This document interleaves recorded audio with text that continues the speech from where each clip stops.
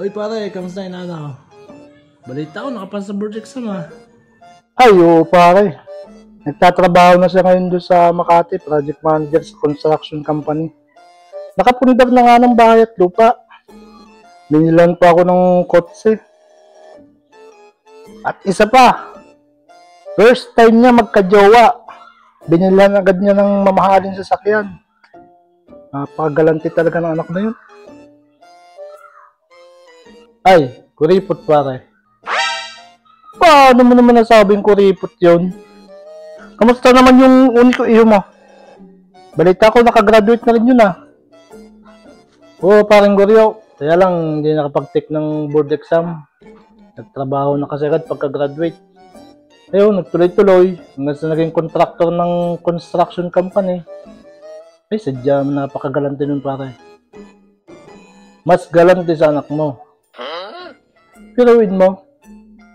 First time din nagka-jowa. Niregaluhan agad ng helicopter. Ay, grabe yun pare. Kalaki kasi na kinikita. Matindi. Si paring Butlog kaya tanungin natin. Balita ko hindi nakapagtapos yung anak nun eh. Kaya nga paring Goryo. Kawawa din ang kalagayan ng kumpare natin eh. Kapangit na nga ng mukha. Kapangit pa ng kapalatan. Ay, matindi. Ay, Butlog.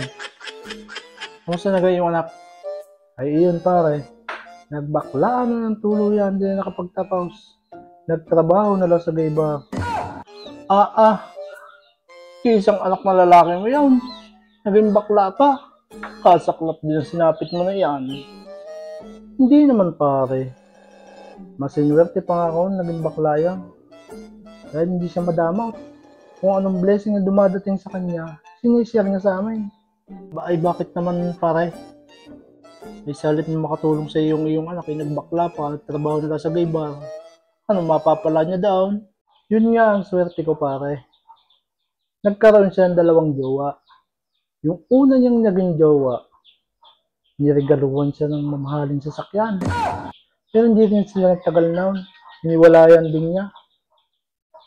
At yung sumunod na jowa noon, engineer din, contractor.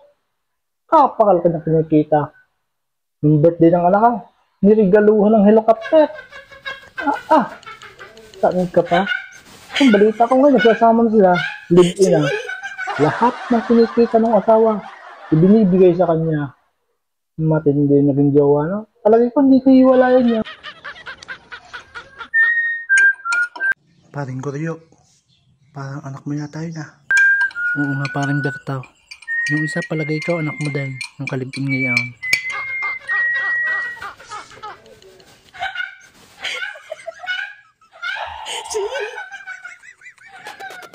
Apa cerita?